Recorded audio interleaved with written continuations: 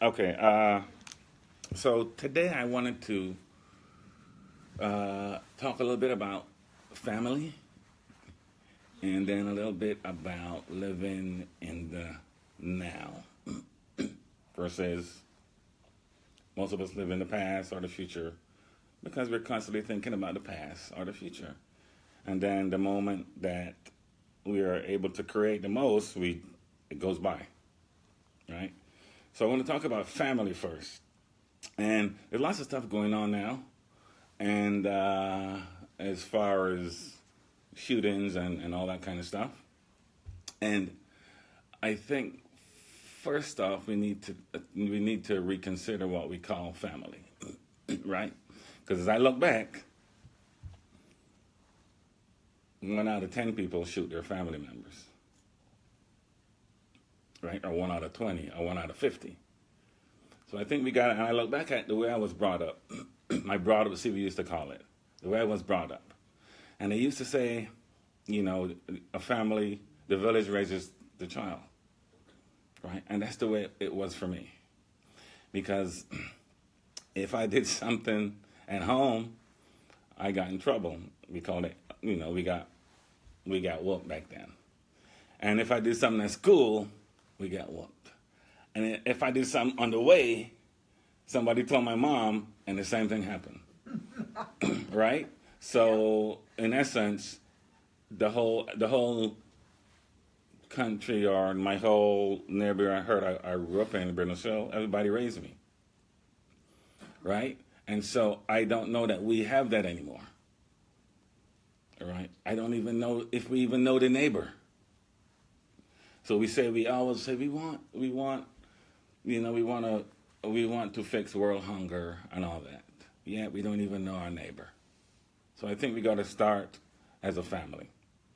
And so I redefined what family is to me, right?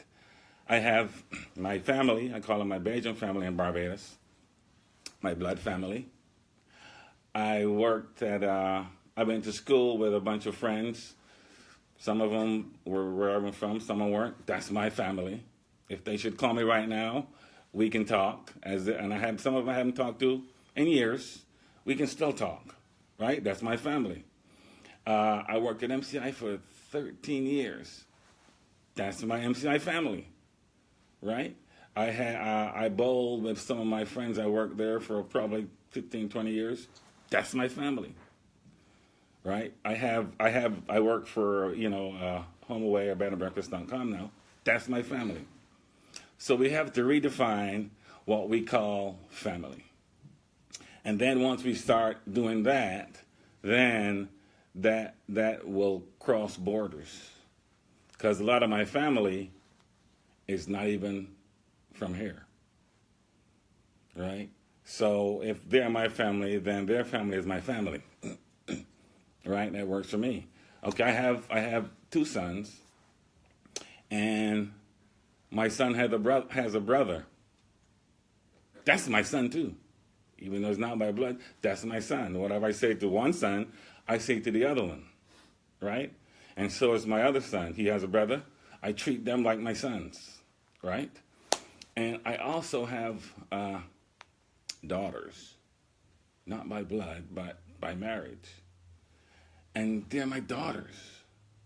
I don't treat them any different than my sons. They're my daughters, right? I'm married now, and Yvonne has kids. They're my sons.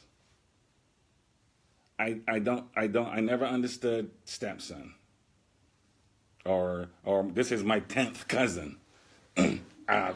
Somebody stuck that in there, so we keep dividing ourselves, and we're no longer family, right? My cousin's kids are my cousins, right? My ex-wife, I knew her brother and I were tight, so his kids call me uncle.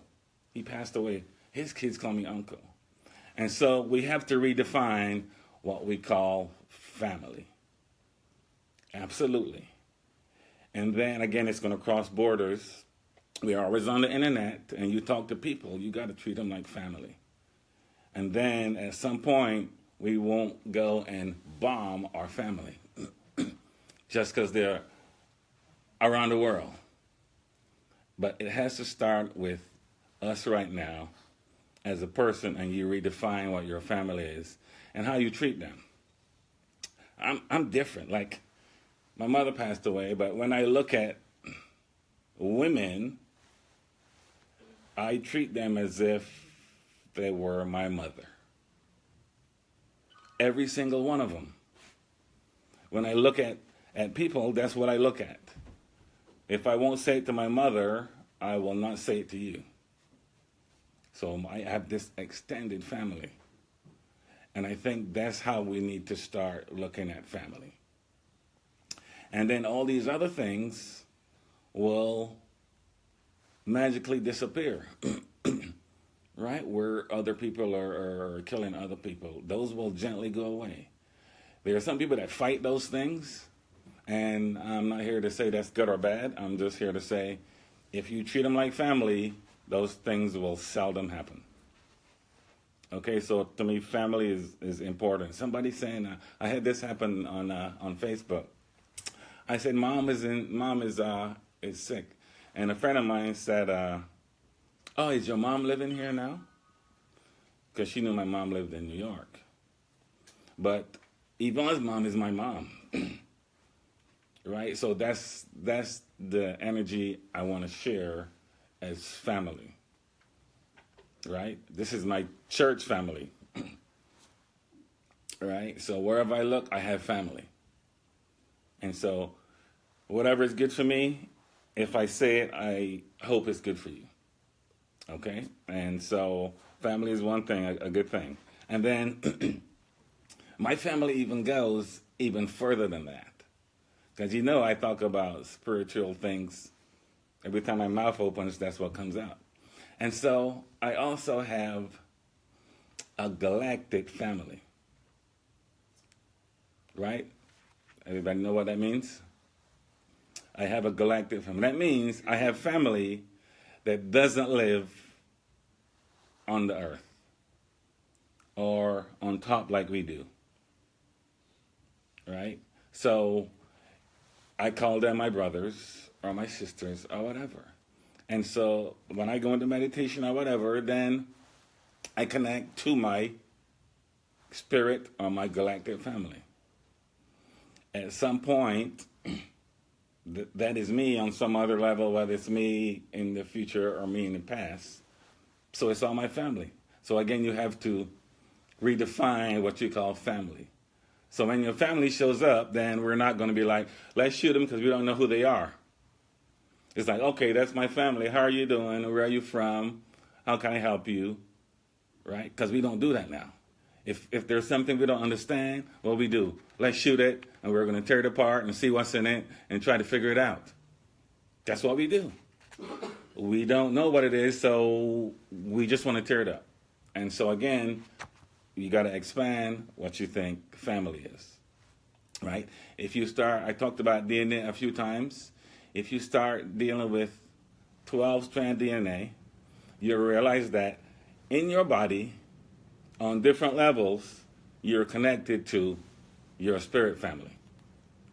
Right? So they're not strangers. They may be strangers because you don't hear it on TV and you don't hear it on the news. Nonetheless, that's your family. And they won't want you to know that because then they want to keep you as lambs. And you follow along what the shepherd says and so on and so on. Whereas we're all shepherds. Right? There are no sheep here. We're all shepherds. Somebody made you think that, but again, we're all shepherds. So we have to redefine what family is. And so let's see. So that's about family. If you got a question about family, so this is interactive, right? I'm interacting with my friends. There's one that has he looks Asian to me. Has this long beard, long white beard. And then there's a Native American person. So this is my family. And wherever I go, they go. And there are others too. These two are just at the front. they step forth, and I get to ask questions, and they get to point me and what to do. So, and then when I'm speaking to you or when we're talking to you, this is interaction. So if you got a question, please ask it, right? Because this is a co-creative moment right now. We're creating this moment together.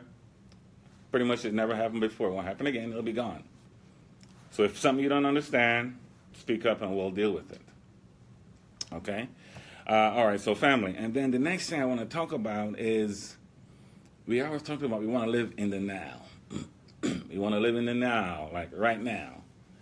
And the now comes and goes. So it's now, it's now, it's now, it's now. And that's the only time that you are able to create things, to make change to things, is right now. Most people are thinking, so if I say, what are you thinking about? You're going to be thinking, you're going to be like, okay, I thought about when I drove here, which is in the past, or what are we going to eat after we leave here, which is in the future. And you can't make any change here, and you can't make any change here. So pretty much now is gone, right? And so the way I started to deal with that is people used to say, well, when did your mother pass away? And I would say, it feels like yesterday. And it feels like 8 years ago. Some people will say, my mom passed away December 12th, 2004 at 9:30, right? So you are pretty much keeping yourself in the past, because that's in the past. So the way I started working around that is I don't know the date. I really don't know the date. If I want to know the date, I have to look at the little card that we gave out. So I try not to define things so much anymore. Takes time. It's a process, right? My brother died. It feels like yesterday. And again, we know as spiritualists that there's no death. You just kind of transition.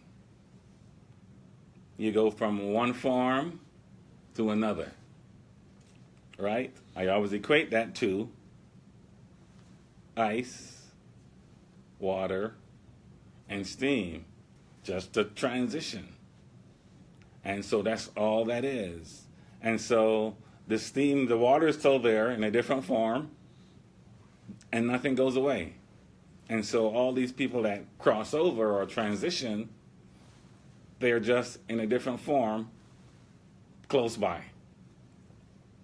And that goes for every person you see. Right? So sometimes people, we give messages here and all that. And sometimes I just say to myself, well, there are lots of people here. Because it happens for every single person. All your loved ones are this close. Right? And that's what we want to teach. That's what we want you to know. That way, I'm not saying there's not a time to grieve, but I'm saying it lifts a weight off your shoulder when you know that, okay, yeah, they're close by. We already know we're going to see them again whenever that time comes. But there are people that are grieving for years and years and years and years. Right? Unnecessarily. I'm not here to say that. It's cumbersome if you're going to do that. Because I've watched lots of mediums, famous mediums on TV and all that. And the underlying message, 99% of the time, is that the message is, don't worry about me, I'm okay, go on with your life. And the reason they say that is, we keep thinking, I will never see him again. I didn't get to say I love you. And that vibration will keep you in a negative place or a not so positive place. So they all want you to move on because they are okay. No matter what other people say, they are okay. You can look up near-death experiences. They'll tell you the same thing, right? We all don't really know what happens, but we know for sure certain things don't happen. Like there is, to me, I'll get some likes and dislikes. To me, really, there is no heaven and there is no hell. We just transition to what's physical and what's non-physical. So imagine you thinking, oh, they went to hell and I'm going to go to hell and I wonder what's going on and I wonder if it's hot and you are affecting your right now. By keep saying that over and over and over, that's how your life takes a certain turn that's not beneficial, right? So every time somebody transitions, it's a learning experience. It should be. At that point, you should be like, the way I do it is, oh, that person passed away. Well, I better go run like I said I was going to do for the last year. I better do it. I better go do what I said I was going to do. Right? That's the way I look at that. It's a learning experience for me. Right? And it's less, it affects me less because those people that transition, they know how I feel about them. Right? I was lucky enough to sit with my mom as she transitioned, right? It went off like this. She was in a hospital in New York, and they said, you need to come. So I went, and I got to the hospital, and she was still breathing, and I got to sit with her. She knew I was there. First off, I felt that. And I got to sit with her and hold her hands and rub her hand, and I got to watch her last breath. Right? So I got to say I love you, which I did all the time anyway. A lot of people are stuck there. They didn't get to say goodbye. Right? And so I got to feel that energy. You know, it was like the last breath was out. Right? So I had to think about lots of that. It was like her first breath, your first breath is in, and your last breath is out. And so, in my experience, you do that every moment. You breathe in, you breathe out.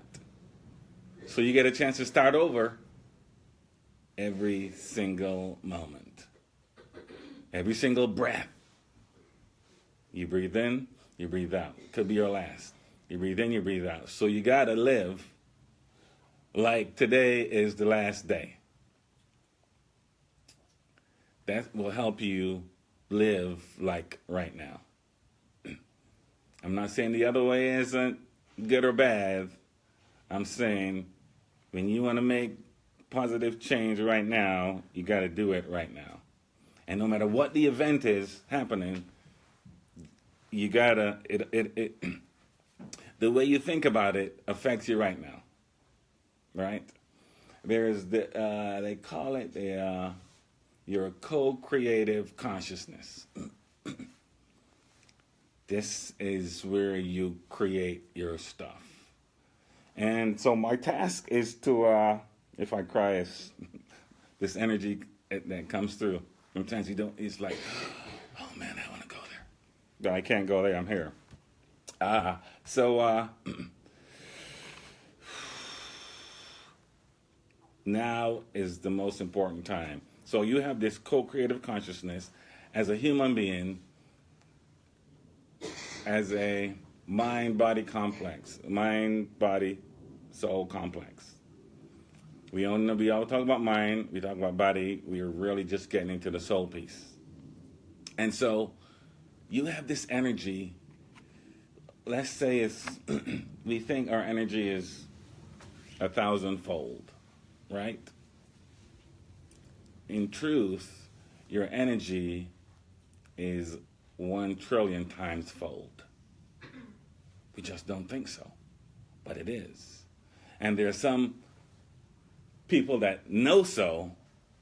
And so as we give off this energy, there are people that are saying, hi, I can use that to do this. I can use that to do that. And that's how shootings happen. Because people are manipulating what you're giving off. Because you're like, what's the highest metal? Platinum? You're like the top metal, right? Because you give off all this energy. And again, I've heard this thing the other day. Made me think. This lady said, if all the people stood on one continent with our thought, we could change the direction of the spin of the earth. Like, okay, let's reset. And I kind of know this stuff, but again, when you hear things like that, it's like everything changes because you have so much power. We have so much power. We have no idea. There are studies done where a few people sat to meditate, 10 people, 20 people, and said, let us reduce the crime rate. And guess what? It happened. And that's only like 10, 20 people. Right? And so I just want you to know that this power is with you. Right? So much you have no idea right now. But there are other people that know that are using us. Are using that power because we don't know it. Right? But it's good for you to know that. And so there are things then that you as one individual can do to change your whole life. Immediately. Not next week. Immediately. You just have to think positive and understand that you have the power of the guy we call Jesus. Every single one of us has the opportunity to do that. The potential to do that. Every single one of us. So that was only one man. We still talking about him 2,500 years later or whatever. One man. Right? That's why sometimes I'm happy that we're a small, I don't even like the word congregation, we're a small family. Because when we come here, we're all kind of on the same path, on the same wavelength. We're here to learn. What can I learn new? How can I do this better? Versus somebody who has 50,000 people. Right? Because it doesn't take that many. And so family and now are the two things that I wanted to talk about. Okay? I can run my mouth all day because I can hear them going on and on and on and on. But I will take a couple of questions. Anything you had to talk about, any questions you have at all, on topic or not. You're talking about family, Mm-hmm. and my father-in-law fought in World War II, and his German background, and he still had family in Germany. And when he went to war, that was the hardest thing he could do because he had family there. He could be shooting against his cousin or whatever. And so it's just, family is so strong, but really, what is the difference between shooting your cousin or shooting anybody? Why do we even shoot things? I mean, Why? the reason, you know why I got out of the service? Because I volunteered to go over to Iraq. And we didn't get chosen, our squadron didn't, so I was like, that's it, I'm not a fighter anymore. I'm a lover, not a fighter. And because I saw some of my friends in the Army, they would go and they wouldn't come back. And they were friends, again, family. And so that's the reason I retired. And I learned a couple other things. You know, they say we went there for oil and all that. That wasn't even the case. Really, even now that I'm learning things, there are spiritual artifacts in Iraq that we were trying to get. So really, it wasn't about the oil, but that's what they tell us. So they don't even tell us the real reason we're going to war, you know. And again, we want to go shoot things and but you know, when we keep shooting things, things keep happening. This has been going on for about 4,000 years. Correct. And the reason that's going on again is because there's somebody manipulating our energy. And so there are people making money off of war things. The people that make weapons, are they making money? Yeah. Right? So once we realize they're using our energy, then pretty much, okay, I can change what I think and they won't do that. I want to stop shootings, but I look on TV and there's a movie with shootings. How can I stop shootings? Or how can we stop other people when it's like nothing? I used to say about shootings, it's like, I see people get shot, but I don't see in that movie the people crying. I don't see them going to the funeral. I don't see the kids distraught. We never see that. We just see, and then it's over. If we do that with movies, guess what? They wouldn't do them anymore. They won't make them anymore. Because again, so we see all the shootings who are speaking up, the kids. Once we speak up, guess what? They'll change it to something else. Yes. No, you were mentioning the community that got together. Mm-hmm. So Dallas was one of those communities with The prayer. with the Krishna Mm-hmm. community, Mhm. and they did it, and that's where they did the study. Mm-hmm. So they did it in Dallas, and they did it with the communities in New York. Mm-hmm. And in Dallas, I lived close to the neighborhood that the temple was built. So what they did is they came in, and like 4 families, Mhm. they bought an old Presbyterian church. They started feeding the neighborhood, Right. getting the neighbors to come in and meditating with them. When they did, those 4 families, it wasn't just the meditating. Right. It was the act of kindness Yeah. The family. that they were bringing into these crack neighborhoods. Right. And now, and we just watched the wave of it over the years, and now Right. there's still crack neighborhoods around it. Right. But for about a mile and a half, Right. there's a healthy, Right. positive neighborhood. Yeah. So it starts at home. It starts And it starts with us as an individual, and then as a family. Right? Yes. I just wanted to say that some people, I mean, the word family, I mean, obviously I know what that means, Mm-hmm. but when I think of my biological family, Mm-hmm. it's not the one where I get support. Mm-hmm. So when I think of what you're talking about, I think of loving family. Yeah. And I have a loving family. They're not my biological family. Right. And maybe I need to work on changing that belief, Mm-hmm. and I might have a different experience, Right. which I understand that. Right. So, anyway, I just wanted to make that point. The other point Right. I wanted to make was, so I think it's all about love. I mean, I really do just, Mhm. Even love, even the ones that yeah, 'cause are not what you want them to be. even the ones that aren't the ones that you want them to be, yeah. Yeah. Because So it's again, about- yeah, we don't know what their task is this time. What did you learn last time, or you need to learn this time? Right. The other one I wanted to speak to was, I had an experience recently where I felt totally alienated in my office. Mm-hmm. And to my own making, of course. I create my reality. Mhm. I created the situation where I felt totally alienated. I Mhm. felt this one in the office, Mm-hmm. and I felt totally alienated.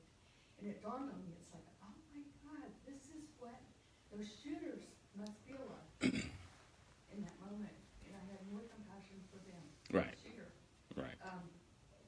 And it's like, how can we ourselves, not relying on anyone else, Mhm. how can we within ourselves Mm-hmm. stop creating alienation?